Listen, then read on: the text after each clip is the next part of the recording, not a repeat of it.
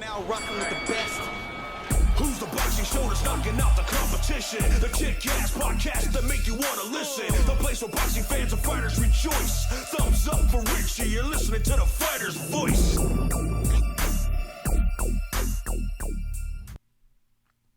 Good evening, ladies and gentlemen. I'm your host, Richard Ortiz of the Fighter's Voice Kick-Ass Podcast. It's Thursday. We're recording live here in Fresno, California. Our guest today is Top Rank's undefeated prospect. I mean, the kid is only 27 years old, 20 wins, no losses. Before I introduce him, we're going to talk about different things that we're going to be discussing on the show. We're going to talk about possibly Conor McGregor and Floyd Mayweather getting together one more time. And you're probably thinking to yourself, who really cares? But, we care. Ticket sales across the seas and, numbers don't lie. We're also going to tune in on Robert Garcia and see how he's doing with Anthony Joshua now that he's training the former two-time heavyweight champion of the world. We're going to get our guest take on upcoming fights this Saturday with Bam Rodriguez and see how he feels about women's boxing. We got the not undefeated, but undisputed welterweight champion of the world, and that's Jessica McCaskill. We're going to talk about her fight coming up. And we're going to talk about some fights that are taking place tonight in celebrity boxing. One of our former guests who's also going to be co-hosting with me next week on the show. We're going to get more in depth. But before we get started, I want to let everybody know, that the Fighter's Voice is going to be coming back strong. We got some new things in the works, and we're going to be able to scratch everybody that's itching for boxing news. Enough said, ladies and gentlemen. I want to introduce our guests. Once again, undefeated, 20-0, 27 years old, signed with Top Rank, and that's Giovanni "El Cabron" Cabrera. Welcome to the show, Giovanni. Thank you so much for having me, Richard Ortiz. It's a pleasure. Hey, it's a pleasure to have you on the show, man. I've been hearing nothing but good things about you. First and foremost, Freddie Roach doesn't just train anybody. He doesn't mess with just anybody unless he sees potential, longevity, in a world champion, along with that work ethic. Before we talk about when he first put the boxing gloves on, how did that relationship start with you and Freddie Roach? Did that start back in the amateurs? Did it start at the professional rankings? When did your paths cross? Actually, as an amateur, I had moved to LA and I began to train at Wildcard as an amateur to gain more experience. I spent about 9 months in LA, I think it was about 9 months, close to a year here. And a couple times I caught his attention, and I just remember him saying one thing. He says, "Hey, have you won a national title?" And I hadn't at the time. And he's like, "All right, well, and I felt like the feeling was kind of like, come back when you do." Yeah. And so yeah, after that, I'm sorry, let me just switch these. Did he say that because he wanted you to come back after you do? I believe so. Sir. Or it could be.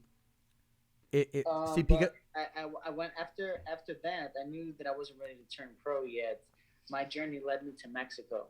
Okay. I went to León, Guanajuato. That's where my father was born. I was fighting about every weekend, every 2 weekends. I racked up about I would say 30 fights in Mexico as an amateur. Okay. I won the championship of León, the state championship, the regional championship, and then in the national Olympic tournaments, I got bronze. I realized then, that I couldn't wait any longer. I had a hunger to join the professional ranks, and another persistent thought in my mind was, why fight for pesos when I could fight for dollars? So I came back to the United States, and I began my professional career in Chicago. Tell us about Chicago. We just talked about it in the top of the show. I mentioned Jessica McCaskill, who's a women's undisputed world champion. She's fighting this Saturday on the undercard of Bam Rodriguez on DAZN. Do you and Rick Ramos, have your paths crossed? Do you know who he is, the trainer? I've always seen Rick.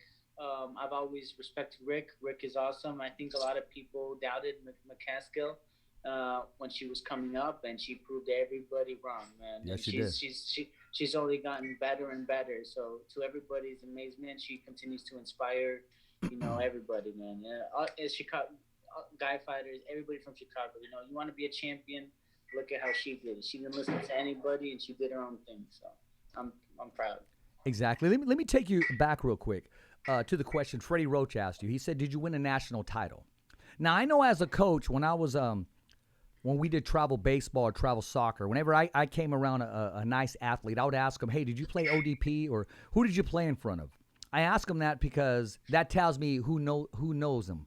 You know what I mean? Because other coaches want that player, that prospect. So maybe he's thinking, had you won a national title, that you're under the radar. Everybody knows who you are already.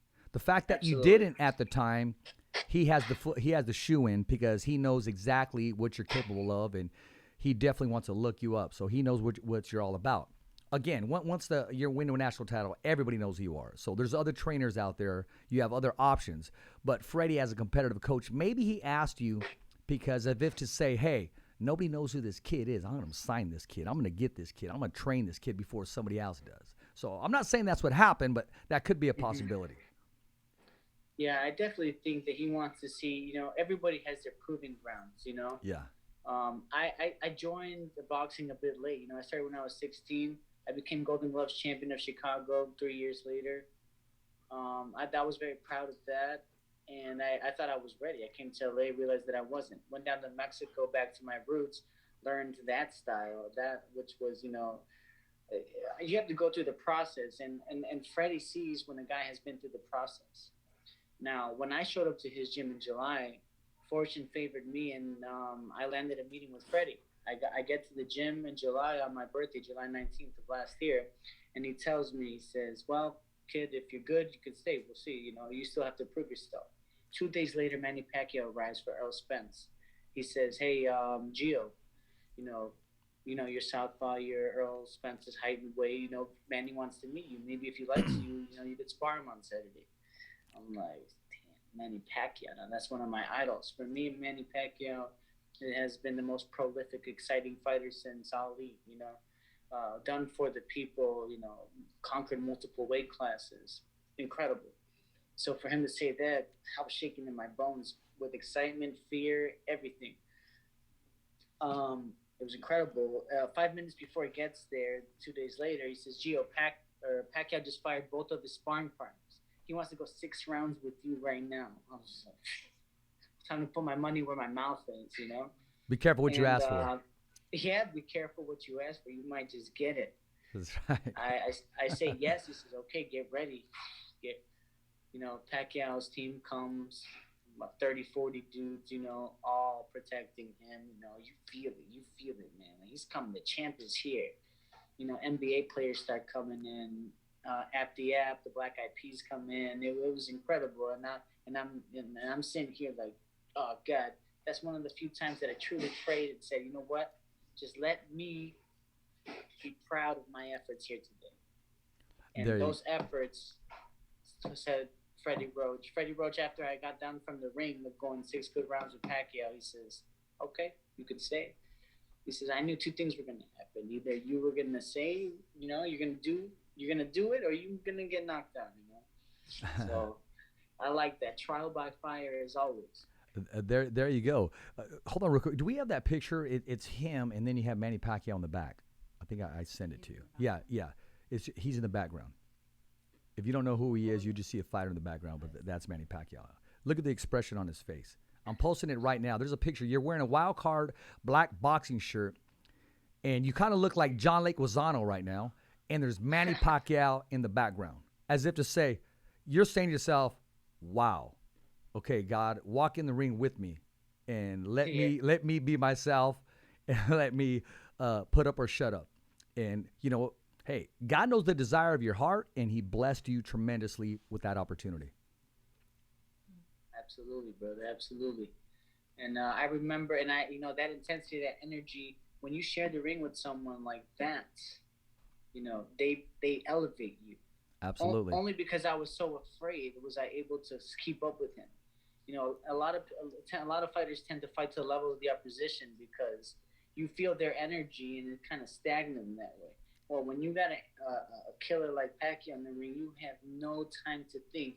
Every cell in your body is afraid, so your reflexes are faster than they've ever been. Absolutely. You know what? I'm going to share a quick story with you. I had the opportunity of interviewing Manny Pacquiao. And all the questions, the press asked him all these questions. And so all the questions that I kind of had, they were just there. The best thing that happened to me was Sean Gibbons, Viva Sean. He said, okay, Richard, you're next. So when I went in there, I didn't have time to think. We just jumped right into it. You know, I didn't have time to it dawn on me, okay, this is the senator of the Philippines. It didn't hit me until I'm driving home from LA back to Fresno. I didn't see him as the champ. I saw him as, man, that was the senator of the Philippines. And then it started to hit me on the way home. So I'm glad I was comfortable. I was prayed up and ready to go. And, you know, you got to make sure that you're ready. When that opportunity is there, you grasp it. And it sounds like you did a great job. I appreciate that. Hopefully I did. You know, I just want to continue to give my best effort to make the people that know me proud. That's really it. So after the sparring session took place, I mean, there had to be, you might have went up to him and said, hey, I appreciate the opportunity. What was it like meeting Manny Pacquiao outside of the ring? We know what it's like inside. I don't personally, but, you know you as a fighter. He didn't say much, but he taught everything by what he didn't say. You know, he's not looking for what all fighters are looking for. He's not looking for attention. He's not looking for anything. All that matters is the work. All that matters is the rhythm on the speed bag, how hard he's hitting. You know, it's like cut the bullshit, man. Yeah. And like me, you know, like being with this icon who I've looked up to since my childhood, I'm like, oh shit, like I'm in the big time now. You know, I'm with these guys. Oh, this is great. This is great. And they're looking at me like, you got a lot to learn, kid. You know, like that's not what it's about. What's about, you're gonna see what it's about. And when I saw him and Freddie Roach hit the mitts, that's when I knew what it was about. It's about that. It's about the work. It always has been. And anyone that gets distracted with everything else, you know, good luck. Besides being caught up in it all, what did you get out of it personally? What, besides being able to meet and greet and compete with, what did Giovanni come out with that? I mean, when you left the ring, what was in store with you? What did you learn? Off the jab, how to move? You might have brought something with you. You might have not remembered that night, but maybe later on it played out in your career. I just know that when I felt Manny's ferocity, I knew I was there to meet it. Okay. That's what I knew. That's what I got. And in here, I realized that if I can go toe-to-toe with one of the greatest of all time, that says something, you know?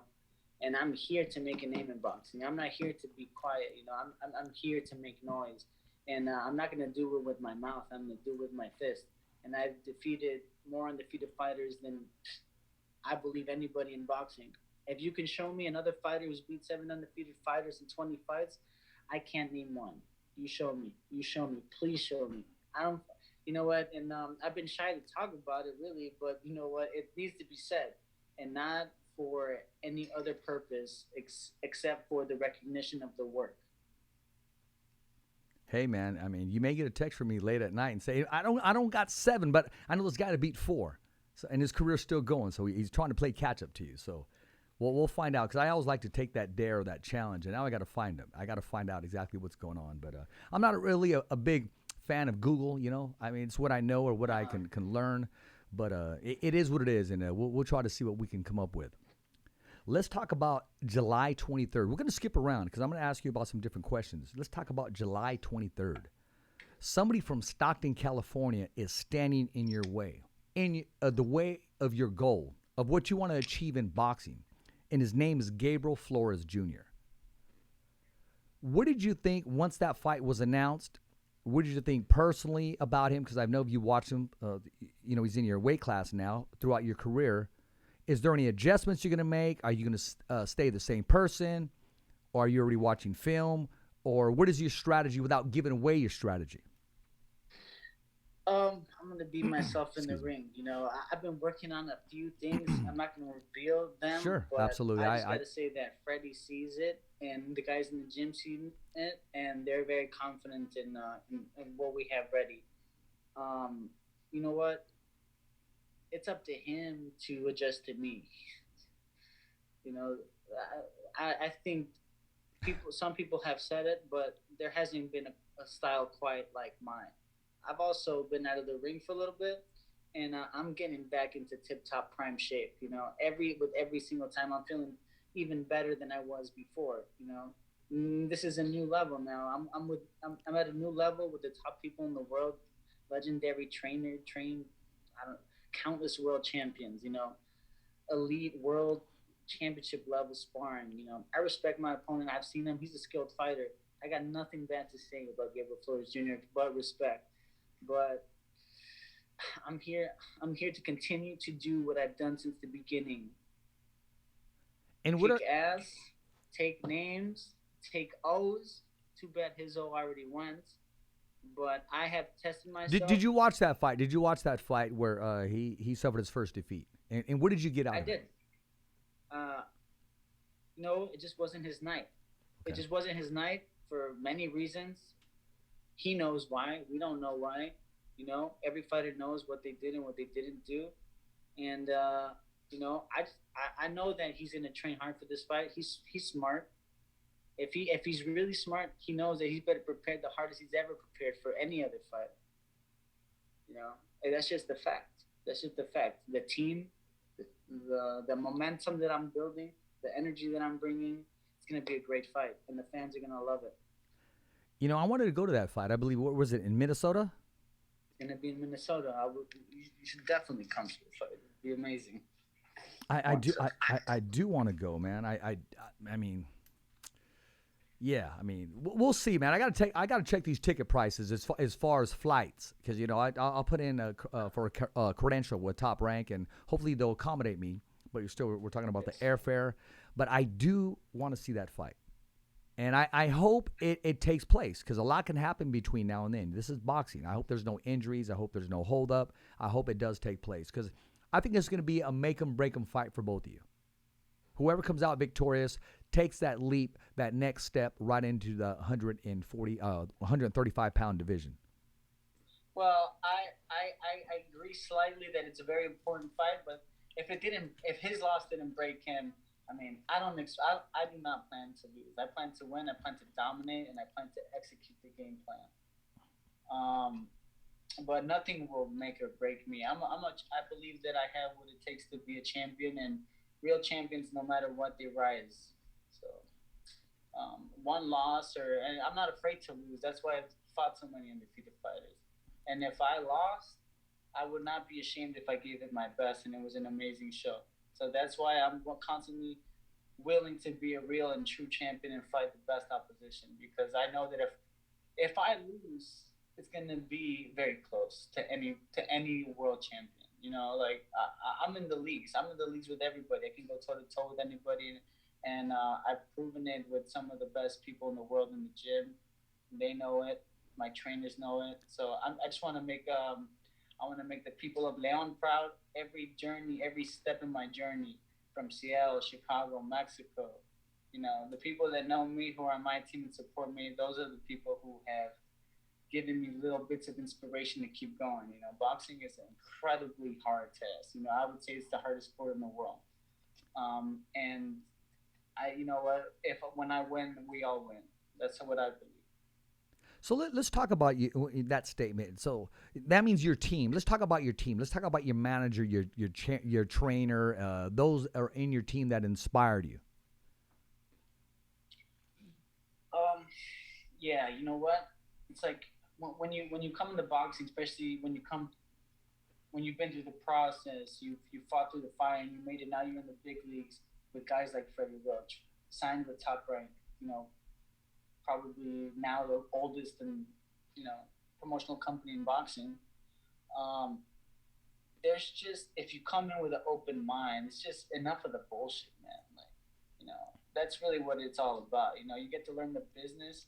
You get to know just even from the minute details, the way that Freddie wraps hands. People come in the gym, he's wrapping our hands, or everyone's like looking like, oh, like, they've never seen anything like it. The level of professionalism, you know. And I had to adjust, and I had to get better, because nobody's place is safe under Freddie Roach. If you don't do what he wants you to do, get the hell out of here. You know what I mean? So I just respect him, man. I respect it, and I am where I'm meant to be. That's good. And let's give some props to Wild Card Gym, and let's also give some props to Marie, because without Marie there, man, that gym just doesn't function. I mean, she runs it, man. I mean, Marie, Absolutely. you want her on your side, man. I mean, she's awesome. No, yeah, Marie has always given me great advice from the beginning on how to conduct myself and just learning and just paying attention to the process. If you stop talking, you can learn a lot. And I feel like a lot of people, boxing is very ego driven. Because we gotta believe in ourselves. Otherwise, how the hell are we supposed to get up there and do what we do in front of all these people? But that should never distract from seeing clearly. And this is it, man. It's time to learn. It's time to put on a show. It's time to give fans what they want. I want to make some money. I want to make some noise, and it's my time. I'm young. I'm 27. I've never lost. Let's go. I'm laughing a little bit because I'm sure, how many people in your lifetime has said you look like John Leguizamo? What, Benny from the Bronx? Benny from the Bronx, exactly. Benny from the Bronx. Exactly. Benny from the Bronx, exactly. It's so funny. My first fight on Showtime, they said the same thing. Everybody in Chicago, making fun. You'll take his bank account. And also a little bit, here's an old school movie right here, Soda Pop from The Outsiders. Matt Dillon, I believe it is. Is it Matt Dillon? Is Matt Dillon? A little bit of Matt Dillon too. A younger Matt Dillon. I appreciate that, brother. And also the light heavyweight Ramirez. Oh, Surdo Ramirez. Yes, huh? Yeah, a little bit. Yeah, a little bit. Maybe we're brothers. Maybe my dad's not telling me something. Huh? Hey, it could be. Hey, you're both southpaws, right? That's right. He has some explaining to do. But I do love your confidence and hearing your work ethic. Like I said, Freddie just don't mess with anybody. I mean, you made that contact, and he knew your bridges. I mean, your paths would cross again, and now you're here. July 23rd, man, it's going to be around the corner, and I'm sure you're going to put in the work and do everything necessary to be successful. But along the way, there's always these little hiccups, but it sounds like, you got a hiccup-free camp so far. I mean, the weight is on where you need to be right now. You're healthy. And a lot of fighters do say, because my research team did ask, a lot of fighters do say they're in the best shape of their life. And I know you're barely starting to get there where you start to hit in peak form and you're starting to get ready. Because right now, there's a lot of confidence going on. When you start to get agitated and close to the fight, that's a normal process. That means he's ready. Keep that fire lit on him. That bull is ready to go, and that bull's going to see red July 23rd. Mm-hmm. Absolutely. There's one mission on my mind, and it's to just give the best performance that I can. I think I laugh when people try to define me. You cannot define me because it's up to the styles and the night and the events and the boxers and judges. I would ask that if people are going to judge me on the people that I've defeated, and I'm very versatile. I can box, I can switch lefty and righty. I can brawl. Conventional, then, huh? So it just depends on the opponent. I'll do anything to win and to make them uncomfortable. And if that requires for me to box, if that requires for me to brawl, I'll do just that. Well, what I want you to do right now, and this question is coming in from Top Rank's own Frank Estea. He said, please ask him to name his top favorite 5 fighters that are active boxers currently from Chicago. Currently from Chicago, I would say, one of the best inspirations is Jessica McCaskill. She's the champ, and ain't nobody could say that from Chicago except for her. So God bless her. One of my favorite guys is Alex Martin. Alex Martin, he used to be, I think he was an Olympic alternate. Okay. National champion. Always a great guy. I grew up with him in the gym. We always kind of looked up to that guy, and he's tough as they come from the South Side. His name is Alex Martin Shaitan Heat. Another guy, Dejuan Johnson. Dejuan Johnson is one of the most clever, sneaky boxers from Chicago as well. I used to go to their gym on 73rd in Richland, Stony Island, with the trainer Anthony Ivory, who himself is one of those journeymen who wanted the money and fought everybody with zero fear. So I love that kind of that attitude. Christian Williams is another good fighter. Christian Williams, another amateur standout from Chicago. So those are the guys I used to go. From where I live, I went to high school in Downers Grove. So I would go to the south side with my brother, and we would find the toughest, biggest, baddest gyms. We'd walk in there, everybody would be like, look at this kid, he wants to spar, and I would show him differently, and I'm like, oh shit, this kid is for real. So I grew up sparring those guys, and I respect them, and hats off to them. One of the best gyms also, I always used to go to Sam Colonna Boxing. It's right there on 35th Street, 35th in California, kind of back of the yards area in Chicago. All the guys in his gym are amazing as well. So let's see. So that was 3. Nathaniel Gilmore. I think it was more than 3. But he's another really good, tough guy. Obviously, you know what? Josh Hernandez. Josh Hernandez is a very good fighter. I always wanted to fight him, and I respect him. And we had a great fight on the zone.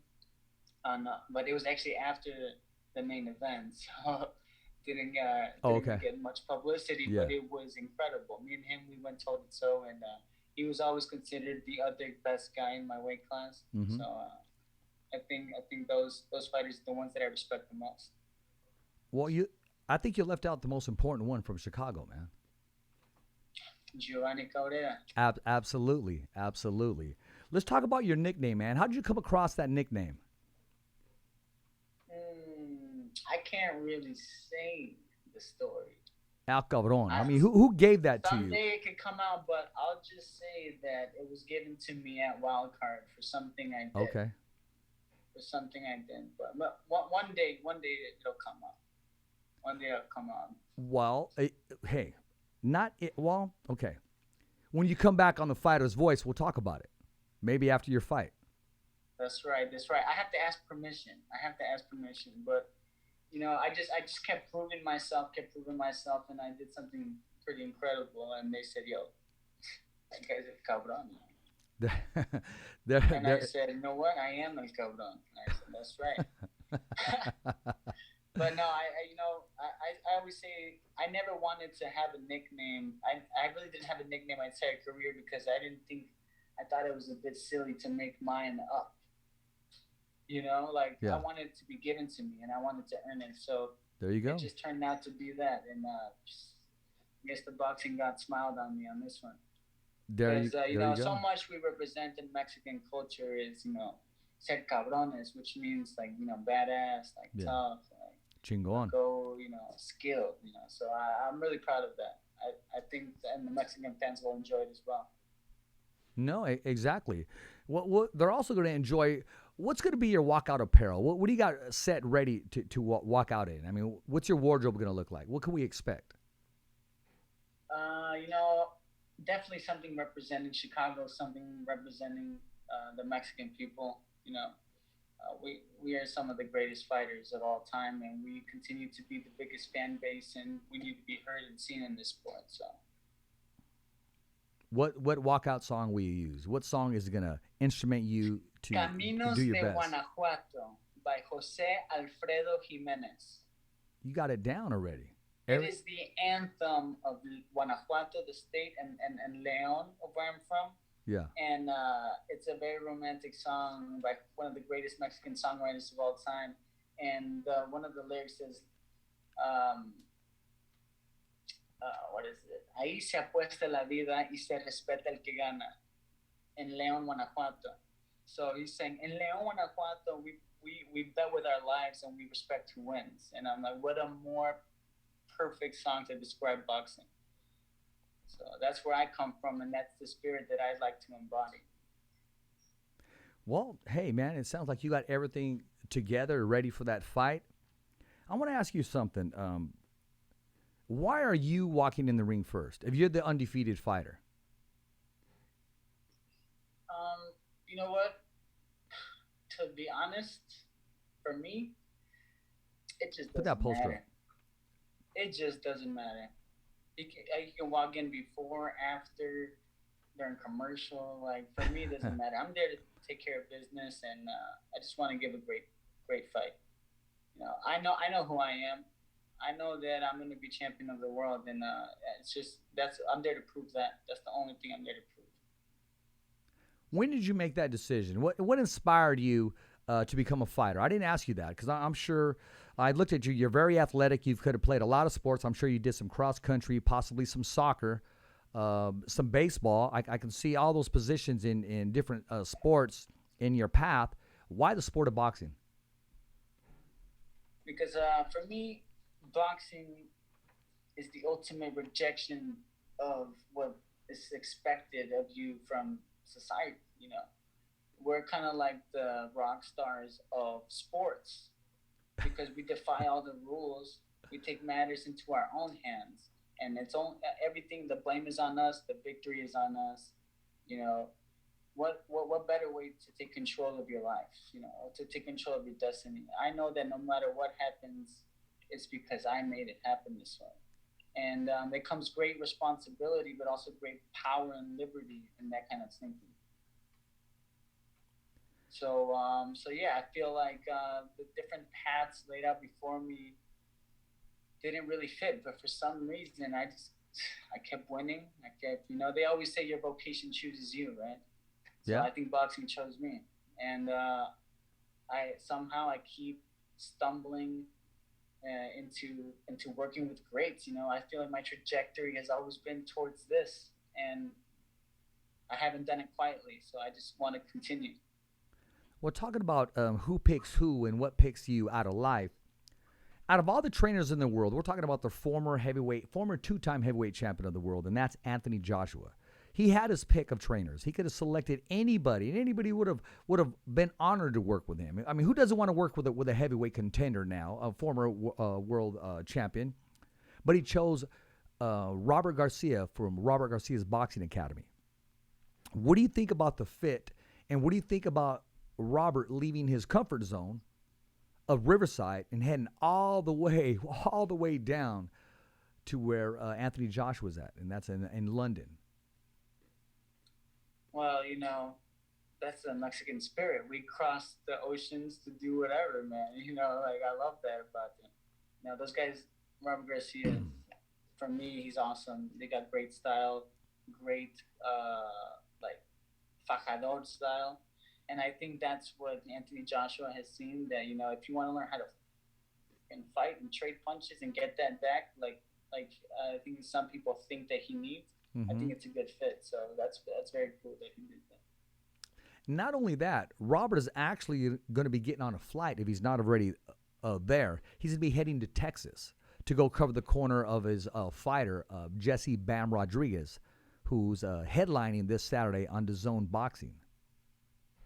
And Jennifer Catskill's on the undercard. I mean, we're talking about a dedicated trainer. Bam Rodriguez said on an interview, I'm not sure if it was by Kern Bhatia or by, I'm not sure exactly who's the one who interviewed him today. And he said he was honored just to know that Robert is going to travel all the way to his fight, leaving training camp, and then get back on a flight and head right back to work with Anthony Joshua.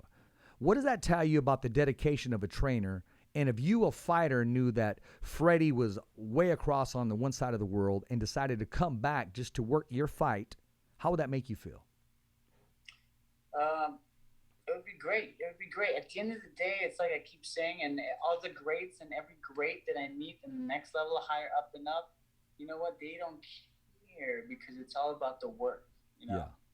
And Robert Garcia clearly is a worker, man. You know, like he cares about the win. He cares about the hard work. And Mexicans are work horses. You know, my father has worked his whole life, you know, taking care of my family. You know, that's what we do. That's our style. I agree with you. I mean, it's funny to ask a question that I already know the answer to, and these are the questions that I got to ask, because we're talking about a dedicated trainer, not just a fighter, because the trainer requests and expects dedication, but when you see a trainer returning the favor and knowing, hey man, I need to be there for my fighter, because one, nobody knows him like I do, and to make that fighter feel special, I mean that has to be uplifting, because Bam's 15-0. He's taking on somebody that has over 50 fights. So experience could take its toll, or make the difference. So he knows he needs to be there, because Bam is a very special fighter. I put on Twitter just the other day, Bam Rodriguez is 2 fights away from breaking the top 10 pound for pound, and that's my opinion. Yeah, well, I wish him luck. I think the universe always rewards courage. So if he feels that he can do it, I think he has a great chance. Talk about getting things done. Okay, Devin Haney. I mean, he's now the undisputed, lightweight champion of the world, man. I mean, he went down under, actually, and made it happen. All the way down in Australia, Cambosos. I mean, after he fought a perfect fight against Teofimo Lopez. Now, looking at, and Teofimo Lopez took the bout away from, as you know, the Matrix man himself, Lomachenko. Mm-hmm. So you see these bouts continue to change hands. Now, once your opportunity comes, Giovanni, and if you are awarded a world title, when do you say to yourself, hey, I'm not ready just to give it up. I've worked too damn hard just to give it up. Does that inspire you more? Will it because you got to already see it happening. Because, if you see it, believe it, you give it life, it comes to life. So I know you envisioned that before, having your name called and new world champion, etc. How do you think that's going to change your life, being a world champion? I hope that, I just don't lose track of what's important. And what is important to you? Without getting too personal, what is important to you, Giovanni? What's important to me is the performance. It's what I'm going to be remembered for. The opposition that I faced, the tough. It's like, what war will you be remembered for? That's what I want to. That's what I want to be remembered for. Great fights. I want to be a champion. And when I become, and I want to take care of my family. That's all I want to do. I want to take care of my family. I want to become champion. And for me, at least for boxing, I'm here for a good time, not a long time. So I'm ready to fight the best, and I'm going to continue to do that until I lose. I'm not afraid to lose. That's the thing. Everybody's so afraid to lose. I am undefeated because I'm not afraid to lose. I've defeated undefeated fighters because I'm not afraid to lose. Do I want to lose? Hell no. Am I? Hell no. But, yeah, man, my plan is, if I become champion of the world, I definitely just want to use it somehow. Fighters like Ali or Manny Pacquiao, they always gave back to the people, and I don't know what that is yet. What's coming. I don't know what's coming, but I'm waiting for my calling to do that. If I can somehow help young Mexican fighters, young kids from Chicago. So if anyone is watching this and wants to reach out, and if there's anything I can do, please let me know. Well, there you go. That's very nice that you're willing to give back before you put on the strap. A lot of people wait till they become champion, or they get that extra figure, that extra zero behind their check. But you're willing to give back today, right now, this minute. Well, of course, and it's more about, as more people get to know my name, I'm going to be able to speak more, and hopefully on bigger platforms. And we're all in this together, man, and this is what boxing is so beautiful, because I am the working man. I am the Mexican. My father came to this country illegally, and now I'm going to be champion of the world soon. So I want to give that back, and I want every kid to believe that that's possible for him as well. Well, you know what? Let's give a shout out to your family, man. I mean, you got brothers, you got sisters. You want to say hello to them, and let them know, hey, you're that one holding everything together. Yeah, my big brother. I grew up fighting my big brother my whole life. He weighs like 250 pounds. So I've been fighting a heavyweight my whole life. So I want to say hi. He likes to take credit and say that he made. 1 second, 1 second. Sorry. Okay, no problem. 1 second. Hey, could you guys shut up for a second? Seriously, shut the fuck up. I love you guys. I like that. Only on the Fighters Voice Kick-Ass podcast. We keep it 100. It's okay to keep it 100, man. I like that.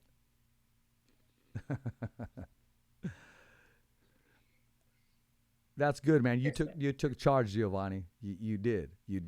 So I got to ask you about other sports too, man. I mean, who's your favorite football team? Who's your favorite basketball team? And do you watch any baseball at all? These are questions coming in.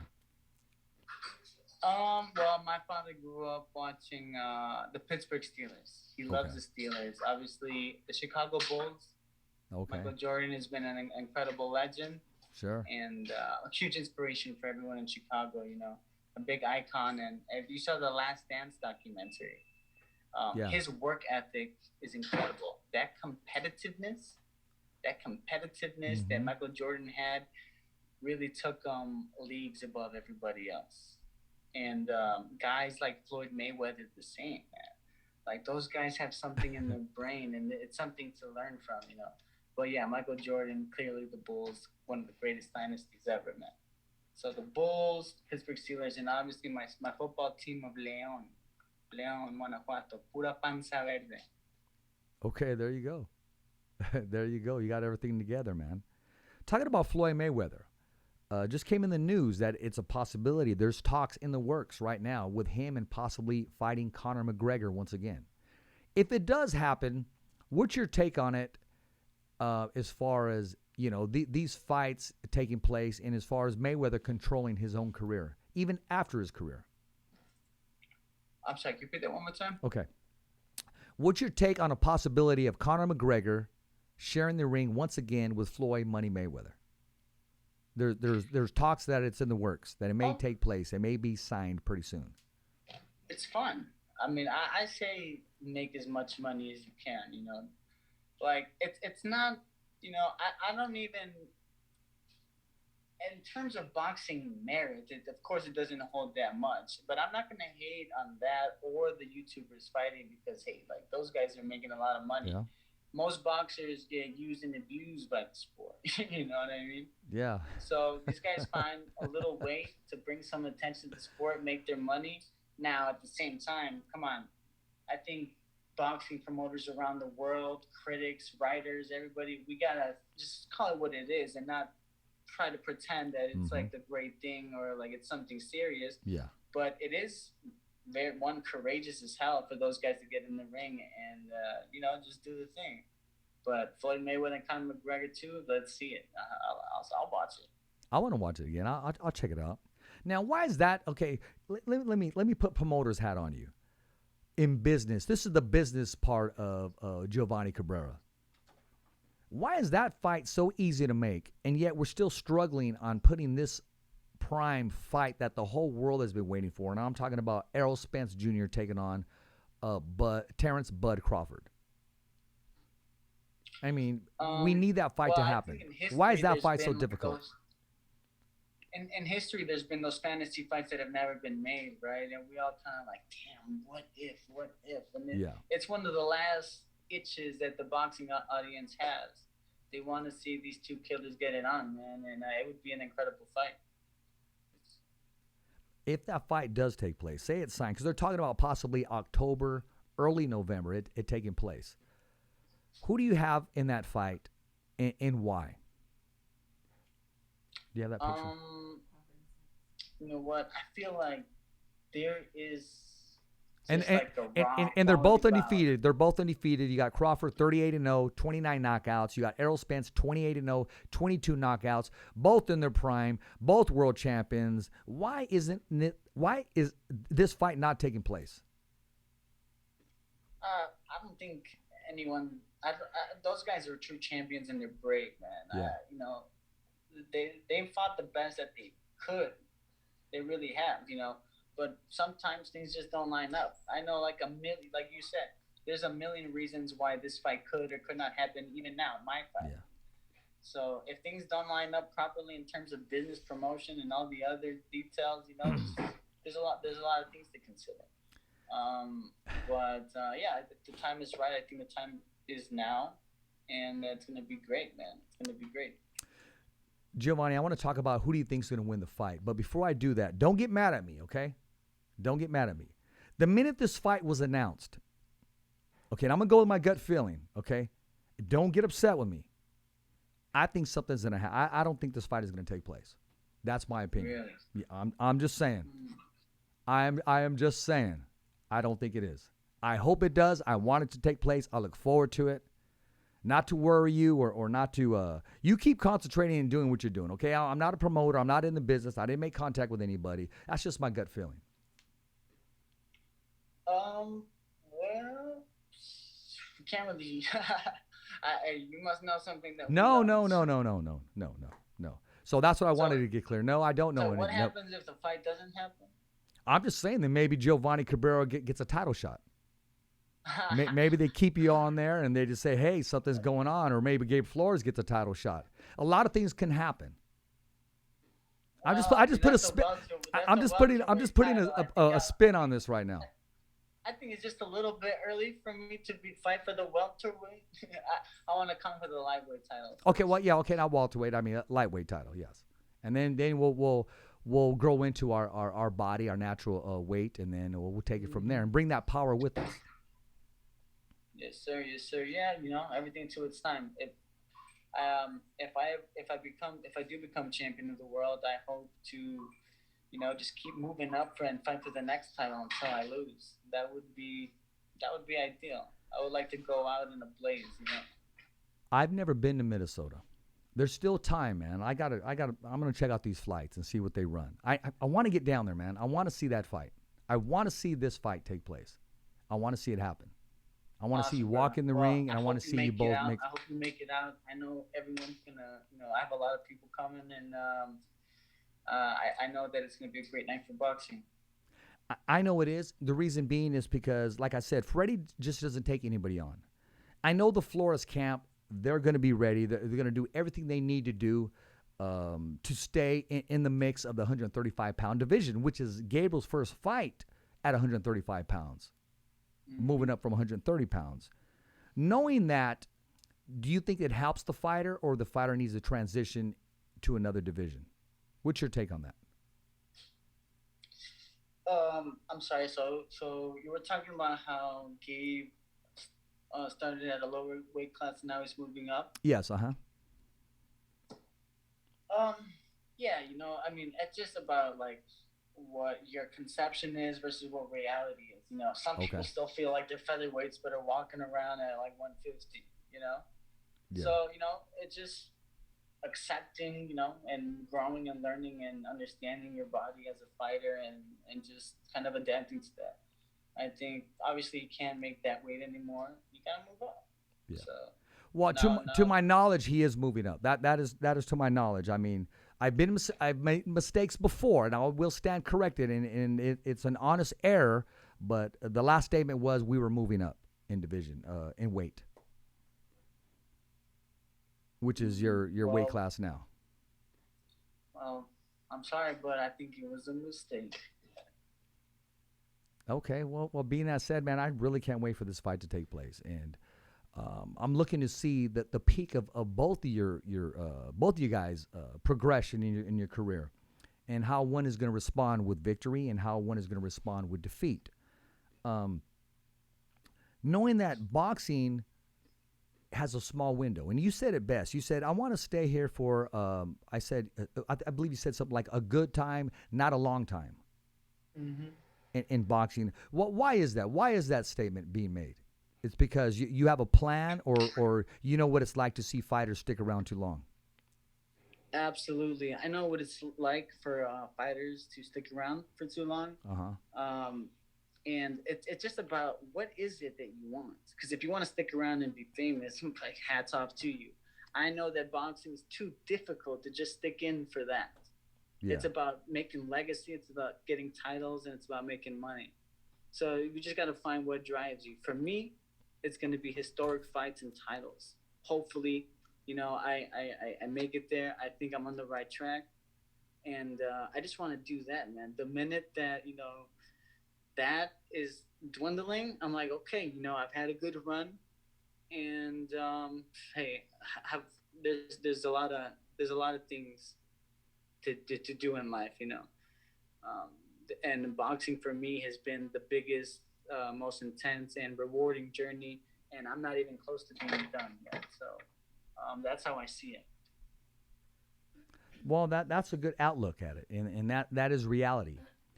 I don't know if you're familiar with, Fresno's own Jose Ramirez, and then you got New Orleans Regis Prograis, and then you also have Zapata, and then you have Arnold Barboza, and I'm talking about the meat of the 140-pound division.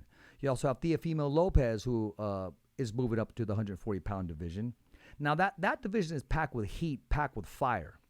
If you were a betting man and you had to put your last dollar on one man to clean up that division, and let's not talk about not disrespecting the undefeated world champion and Josh Taylor, who would you put your last dollar on in that division to clean it up? When I say clean it up, just say, hey, this is my division.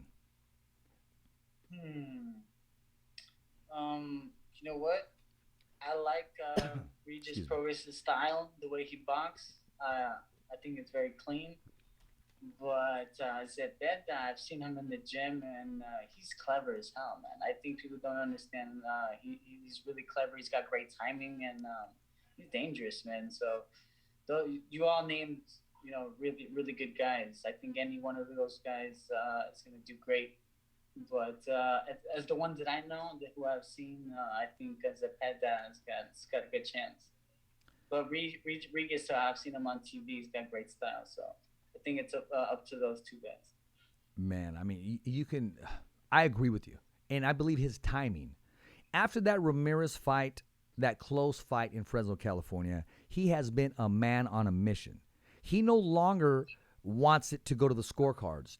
He's became a knockout artist, and he's been laying hands on people. He's crafty. When I interviewed him in Fresno, I told him he reminded me of a Mexican Pernell Whitaker. Just his movement and just his counterpunching, and he's ready for that title shot.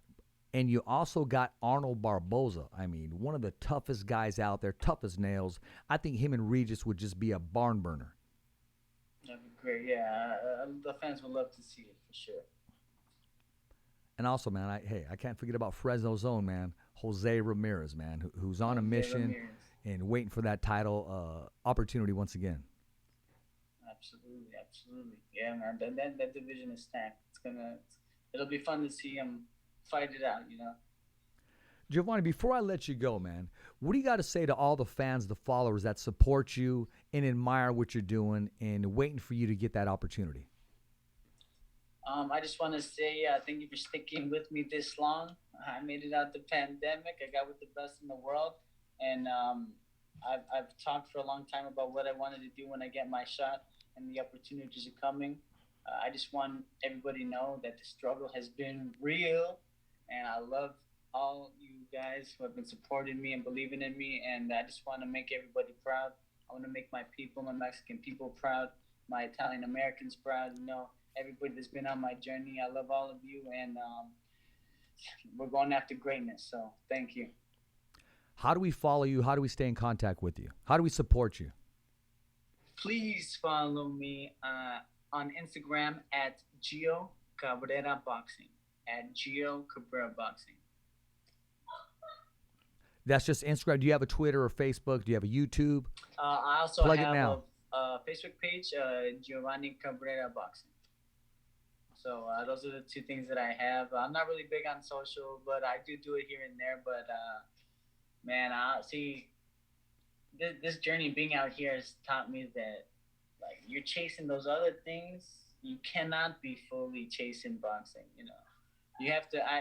I'm just dedicated to the road work. I'm dedicated to sparring, and you'll see my performance, man. I hope it shows. I'm looking forward to it. I'm not going to let you go just yet. I can't just let you slide out. That first bell rings. Round number 1. What can we expect come July 23rd?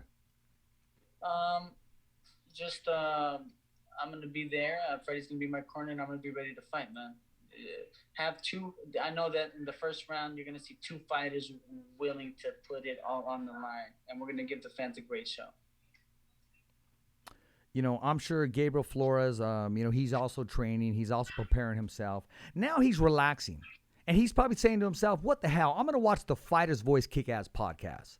Do you have any words or any message for Gabriel Flores Jr., who's possibly watching live right now? If he's watching, thank you for accepting the fight, brother. You got courage, and let's give the fans a great show. Class act. I like that. It's going to be one hell of a fight. I look forward to it. Giovanni, you've been a class act, man. You've been a fun guest. You've made me laugh. You had me go where no man has gone before, really. I've already got, because of a statement I made earlier on the show, a lot of text messages, but it's okay. You know why, Giovanni? Because I can say whatever I want to say. It's freedom of speech. It's freedom of speech. That's right. It's freedom of speech. America, baby. It's We're America, free to baby. do what we want. We fight whoever we want. Let's go. Fight whoever we want, man. Exactly. So you know what? Hey, I appreciate you coming on the show, man, and I'm going to make sure that I continue to pump you up and promote the fight.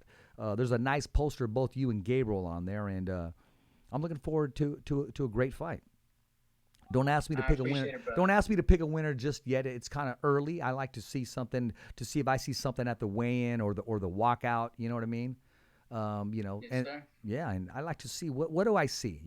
Is it the eyes? Is it the attitude? And is it sometimes I don't know until that bell rings. But before those gloves hit, I'm already telling you who I'm going to pull for or whatnot or who I'm going for. I always try to make an educated assessment on who I'm rooting for, and at the same time, I just want to see two young warriors just go at it. I want to see like a Tommy Hearns Marvin Hagler or a Sugar Ray Leonard Tommy Hearns classic. How does that sound? Well, I hope that we both have it in us to give something great like that. But I think that would be amazing, man. I'm willing to do everything it takes to win. So if it requires that, then that's what it's going to require. Sounds good, man. And I'll let you know if I'm able to make that trip, man. I want to thank you once again for taking time out of your training. And I wish you well in your training camp, man, and I wish you well in the fight. And I know you're going to give everybody their money's worth and make one historical fight come July 23rd. Thank you, Richard. I appreciate you, brother. Thank you for having me, and let's do it again soon. Absolutely, man. Absolutely, brother. All the time. Thank you. My man, Giovanni. Ladies and gentlemen, I want to thank our guest, Giovanni Cabrera. I want to wish him well in his fight. He has a tough fight with Gabriel Flores Jr. July 23rd in Minnesota. Top Rank Boxing, ESPN. If you have not subscribed, subscribe to ESPN. You got to get the app, man. And it's very feasible. Every boxing fan should have it, as well as DAZN Boxing taking place this Saturday. I don't have the poster to pull up, but taking place this Saturday. You have Texas. It's taking place in Texas. Jesse Bam Rodriguez, the youngest active champion right now as we speak, with his toughest opposition that's going to take place. That's Gabriel Flores' poster. We're talking about Bam Rodriguez. He fights this Saturday. Jessica McCaskill is also going to be on the undercard, who is a former guest on the show, and got to have her back. And I also want to have, there we go, that's the poster we're talking about. And got to have Rick Ramos back on the show. And you know what? You got to tune in this event. The Martinez fight has been scratched because the Martinez, I don't know exactly what happened, injury, or I don't know. I really don't want to give an opinion if I don't know the facts. But I will say this. It's going to be awesome. Make sure you tune in Saturday. Continue to follow us here at The Fighter's Voice. If you haven't subscribed to our YouTube channel, please subscribe. www.youtube.com/TheFightersVoice. Remember, every fighter has a voice, and so do you. I'm your host, Richard Ortiz of the Fighter's Voice Kick-Ass Podcast, saying goodnight from Fresno, California. As always, it's a wrap. Thumbs up for Richie.